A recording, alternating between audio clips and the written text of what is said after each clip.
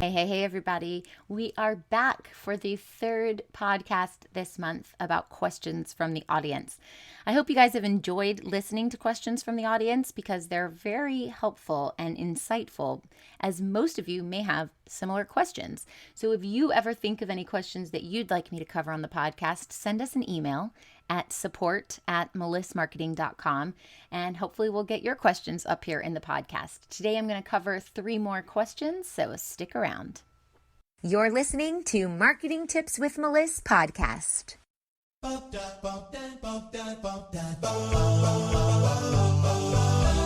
Welcome to Marketing Tips with Meliss podcast. And now your host, Meliss-Ep. All right, the first question today is, what is the fastest way to get clients organically? What a great question, and I'm sure everybody wants to know.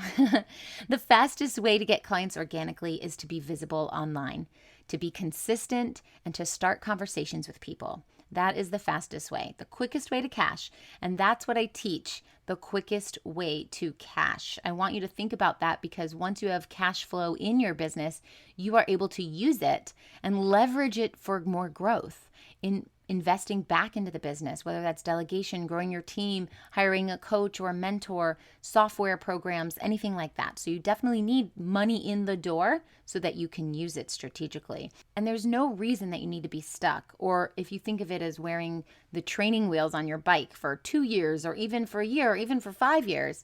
I mean, I have clients who have been in the business for 5 years and still don't have a consistent lead flow. And that is the most detrimental thing in your business, is not having consistent flow of leads, because then you're stuck in that feast and famine cycle. It's like, yay, I have clients. Oh shit, now I don't. Yay, I have a client. Oh, now what am I going to do? And that's not how a business runs smoothly. That's how a business runs that gives you anxiety. And there's no settling feeling there. How good would it feel to just feel like, I'm good. I'm just doing my stuff. My clients are coming. I'm doing more stuff. More clients are coming. And then you have these processes in place, these systems in place, and it's always like a surefire thing. Like when you do A, B, C, D, and E, you're going to get F, G, H, I, and J, right? Every single time. And if you don't find what A, B, and C, and D are, then you need to set up and implement something that works for you so that you have a daily, consistent, intentional time to bring leads in the door. And that way you get the results that you want. So the fastest way to get clients organically, the fastest way to cash, is to make sure that you have a package that makes sense for your target market and you know exactly what is in your package. And you can relate that to your ideal target market in the way they need to hear about it. It's all about the messaging. The truth is that if your marketing doesn't work, 90% of the time it's because of your messaging. It's about you not getting your idea across clearly in a way that your target market needs to hear it. You're not letting people see what it is you do for them. You need to understand what it is you do for them, and then you're touching on those pain points so that you are the solution. And you always need to understand that these people need your service and they're going to tell you their issues, or they're going to tell you their problems, or what they're struggling with, or what their frustrations are in a certain way in the language they're using. And what is that wording that they're using? What are the words that they're using? Those key words. And I want you to pull them out and then reuse them in your marketing. So for example, someone asked this question, what is the fastest way to get clients organically? Now I know my audience wants to know that. So I need to put things out into my audience's viewpoint that answers that question. For example, this podcast. Now I might make a content piece about it. Now I might write a blog about it. This is what my audience is telling me, and these are the words that they're using. So listen to the words that your audience is using and then regurgitate them. Put them back out verbatim, because those are the language words that they are going to connect with. And those are the words that you need to be using in your marketing. So when you're going live, or when you're writing content, or when you're writing emails, or when you're doing a podcast, or when you're doing anything that makes you visible, that's the language that you want to use.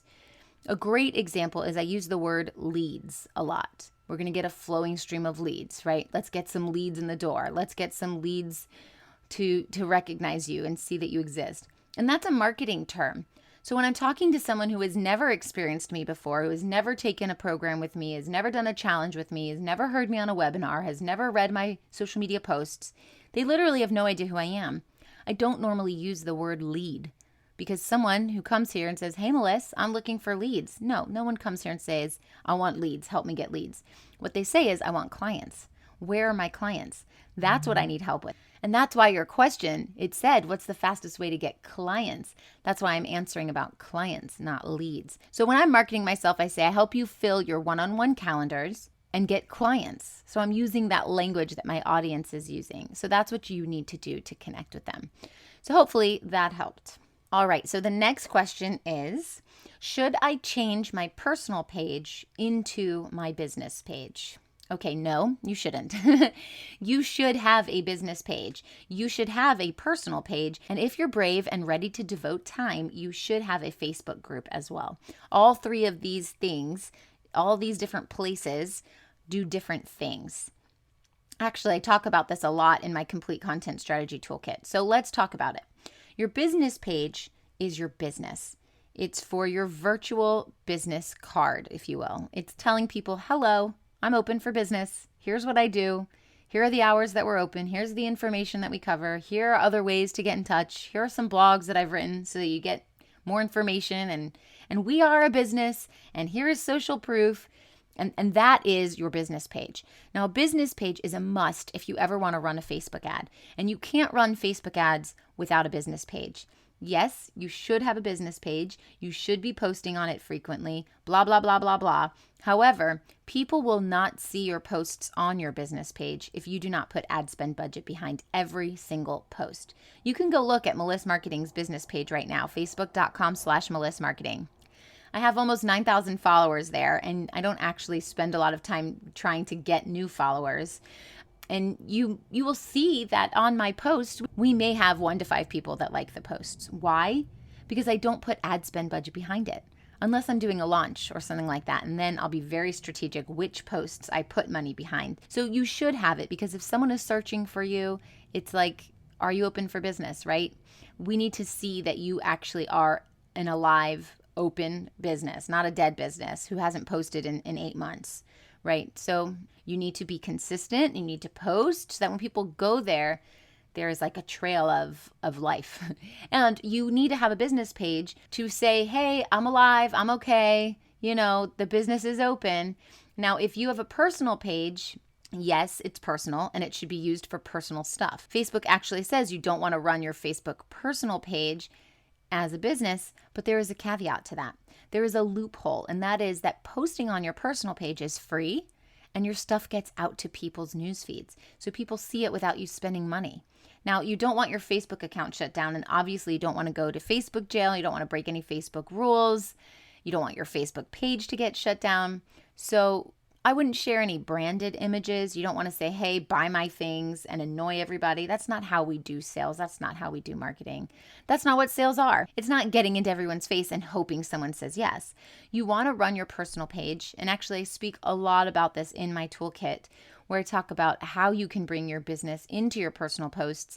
And if you follow me on Facebook, on my personal page, and hopefully you guys do, and if not, request my friendship. I'd love to become your friends, and I'd love to know a little bit more about you. But you will see that on my content, it is always about business and always about my personal life, and I tie them in together.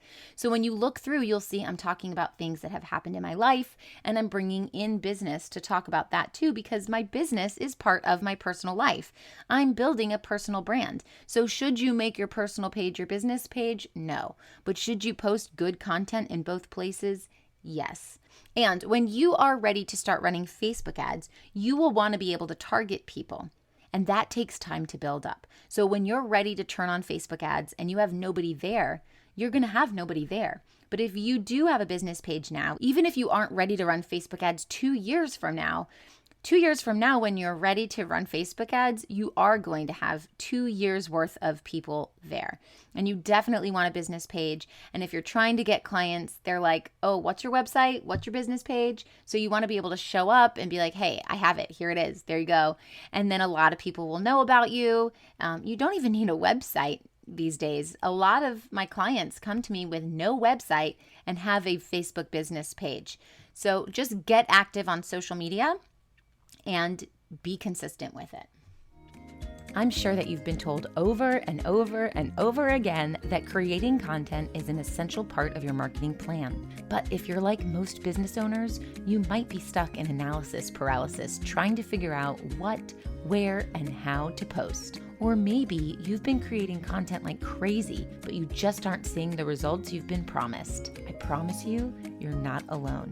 That's why I created my complete content strategy toolkit, a comprehensive digital toolkit to efficiently and consistently create meaningful content that converts. My toolkit is packed with over $3,000 worth of tools, and the best part, I'm offering it all for the price of one dinner. Go check it out now at abundantstrategy.com. Okay, and the last question is, how do I launch a digital product without an audience? Oh man, you're not going to like the answer to this, but the answer is you don't. You don't. Let me tell you about the stages of the business. Okay, this is how I believe there are 3 stages of business. And this is how I operate, and this is how I teach my clients. There are 3 stages of business. The first stage of business is stage 1. This is when you're trying to fill your one-on-one clients. You want to have one-on-one clients so that you are booking those out. Now, once you have filled those out and you are ready to scale, that means, let's say you have 15 clients in a week. So you are serving 3 clients a day, every day, Monday through Friday. That's 15 clients. And you don't have any more time in your day to take on any more clients. But if you want to scale your business and make more income, what do? How do you make more time? What you do is you group people into groups and you start offering group programs. So group programs are stage 2 of your business. Now, for some industries, this does not work as well. This is not cookie cutter. But for other industries, you can go straight to groups. For other industries, you might have to do a hybrid of groups and one-on-one. But there are ways that you can do group programs. And that is stage 2 of your business, group programs. So let's say you have 3 group programs with 5 people each. You are still serving 15 people a week, but instead of serving them individually where you're serving 15 people and it takes 15 hours, you are now serving them in groups of 5. 3 groups will take 3 hours of your week to serve 15 people. So these numbers are just an example, but now you have group programs, and that's stage 2. Stage 3 is when you take that money that you make from your group program and you reinvest it back into your business by turning on some Facebook ads. Now you are reaching a cold market. These are people that don't know you. You don't know them. They come in from Facebook ads. That is stage 3 of your business, Facebook ads. And why do we do it this way? Because if you launch a digital program without an audience, you will spend so much hard working labor, hours, sleepless nights, blood, sweat, and tears, money on software, money on outsourcing things, learning all the things, everything up front that you need to do to launch, and you won't have an audience to launch to, then it will all go to waste because it's just sitting there. And I've done several launches. In the last 5 years, we've done hundreds of launches. And for a simple, basic launch, there are about 875 components. So you're going to work on 875 little digital things that turn into massive things. Some of those things are massive and have no one to sell to. What a waste of your time and effort, right? Like, so many of my clients have come to me with a massive course built out and they have nobody to sell to. They have 0 people in it. And they come to me, how do I sell this? And it takes forever to create. I know this. I have digital products. I have launches all the time. It takes a long time to create. They take a long time. And you have to figure out, what are you going to cover in the digital product? You have to make it look really pretty, aesthetically pleasing, or people aren't going to want to buy it. And you have to have good sound quality, good lighting, good video quality. I mean, that's just inside the course itself, right? That digital product. Now you have to come up with the technology to run the Facebook ads. You have to get them into your email software. You have to have a funnel in your software. You need to use Zapier usually as a third-party integration. So there are many things you have to do. It's a lot of time. It's a lot of money. It's a lot of effort. It's a lot of energy. And then that's before you even test out the product.